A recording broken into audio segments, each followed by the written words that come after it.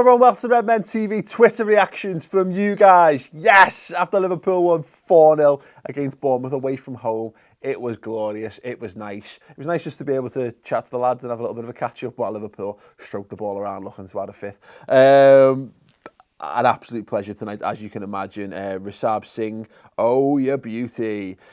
Chamberlain is a dynamic midfielder we didn't know we needed. Yeah, mad to see how he's totally settled in. I mean, to be fair, I thought all the criticism of him when he signed was mental, if I'm perfectly honest. It was totally weird, and I think a lot of it was paranoia fed in by weird Arsenal fans. And there might be one or two years watching, you know who you are, who've gotten so used to seeing their players underperform and being lacklustre and just not having passion or fight in how they play, because that's how the manager has them play by and large. That, you know, they've come to expect that what the player is now is all he'll ever be. And I think we're all guilty of this to some extent, and football fans in general are very guilty of this, is that we think that something is always going to be the way it is. Now, when you've got a really good manager who's very good at getting the best out of players, then it stands to reason that he should take what people who've got raw elements to the game and improve upon them. Klopp's done that in his, relatively short space of time at Liverpool. We've seen him take players who were good and make them into amongst the best players in the league, and definitely the best players in our team. Let's look at Roberto Firmino as an example of that. Let's look at Adam Lallana as an example of that. Let's look at Gini Wijnaldum, who was playing left wing for a relegated Newcastle side. Look at Andy Robertson again, starting to step up. Look, Oxlade-Chamberlain, yeah, I thought he was going to be signed as a Lallana replacement. He played a few games on the wing here and there, and you're thinking, oh, wow, okay, is that really, if we just bought him as what he was a few years back? He's starting to settle into this team, and he's starting to impact games. And there's the thing, the performance today was good, got man of the match. That's nowhere near as good as he can be. You know, I'm telling you this right now, there's going to come a point toward the back end of the season when he's totally integrated into this side, and I think we'll see the real Oxlade-Chamberlain. And the best thing is, he's only going to get better and better and better and better. Or, or he won't, and we'll sell him to West Ham. Anyway, PK7HD. Sergio Ramos has Lovren bed sheets. He might do, because maybe he's a weird guy. Fair play to Dejan Lovren. There's a point in that game when he got a free kick given against him for a wonderful tackle, tracking a man runner into the corner, and you think, poor old Dejan Lovren. Look, he makes it bad for himself by some of the mad moments where he gives goals away, and it's just a bit shit, to be fair. But then I don't think you can fault his endeavour. I don't think you can fault the willingness to play and to fight and to do good things for Liverpool. He's just unlucky that occasionally his brain lets him down on things. But what's hard is that when he is trying to prove himself and he has things that go a little bit unlucky against him, and you could mention maybe the penalty decision in the derby. You can mention that kind of that decision in the Bournemouth game today. But then he crops up and sticks his head in where it hurts, diving at it to really kick the game on for us. Because here's the thing, 1-0 leads are fine, but again, as we saw the other week, this 1-0 leads are fragile for Liverpool. They are, and that's going to be the way until probably next season, until we get a chance to really work on the defence. So making it 2-0 is a massive thing for this football team. They very much are a side that needs to be a couple of goals up before they can really settle into a match. So yeah, all the credit in the world to Dejan Lovren for that. Russ Mills 10, brilliant performance. Need to transfer this away from to Anfield. Win at the Emirates would be a real statement.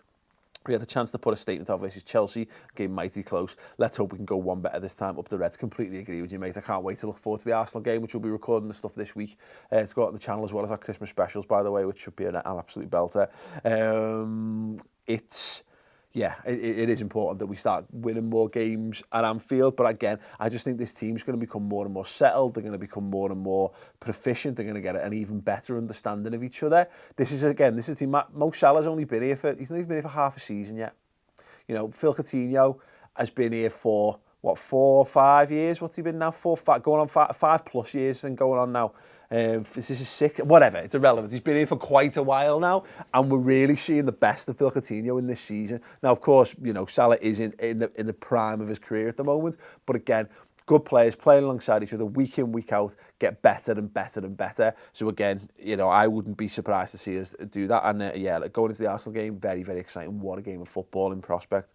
Vintage Naby Very threatening at the front and solid at the back. So glad to see Lallana back. Ox and Gomez, brilliant performances again. Yeah, completely agree on that. D-Recky, Ox really starting to do well and looking like a decent signing now. Yeah, exactly. Man of the match in his opinion. Fair, absolutely fair shout. You know, again, the way he tore around, he won the ball back time and time again. You know, key passes galore. Probably should have had a goal, got himself into dangerous positions, which is what you want to see. 2 decent efforts on goal, one for, you know, the keeper saves, and then one that he puts just slightly wide, which I think he maybe, you know, again, I think when he's a bit more fluid, you get a bit more consistent game time with a bit more training, they start going in, and he's a different level player. Let's go. Oh, PK 7HD has managed to work his way in twice today. Lovren and Hendo were sensational, but Ox was another level. Glad to see Lallana and Ings get some minutes today, bring on Arsenal. Yeah, big thing to get Adam Lallana back into this team. And David Noonan says, Ox superb in the midfield today and in interview. Great to see Lallana back too. Confident we can give Arsenal hiding. Yeah, for those of you who haven't seen this, we retweeted it on the Redmen Twitter account, which is at the Redmen TV, which please do get onto that, of course. Coutinho was put on the spot about his future, and look, his English isn't great. It isn't, and he starts to get a bit tangled up. And Chamberlain just steps in, man. Steps in, puts his arm around him, and shuts the interviewer down. We were all sat here watching it, like open mouthed, looking at each other, going, "Yeah, brilliant." And you know, these are things these are immeasurables. These are not the things that's going to make him. He's not making him any better player or whatever. But I've seen things like that happen time and time again. They were fishing for Phil Coutinho to drop a bollock, for his English to let him down. Just look, the echo of led with Coutinho gives updates on future. Everyone's desperate to hear any word out of Phil Coutinho because they can turn it into a headline, because January transfer window's looming and Phil Coutinho's going to drive a shit ton of clicks. And Oxlade-Chamberlain just went in and went, fuck off. And it actually made me like him even more. So I'd almost be tempted to upgrade him to man of the match for his all-round performance. But yeah, let me know your thoughts in the comments below. Who you thought was man of the match, who you thought stood out.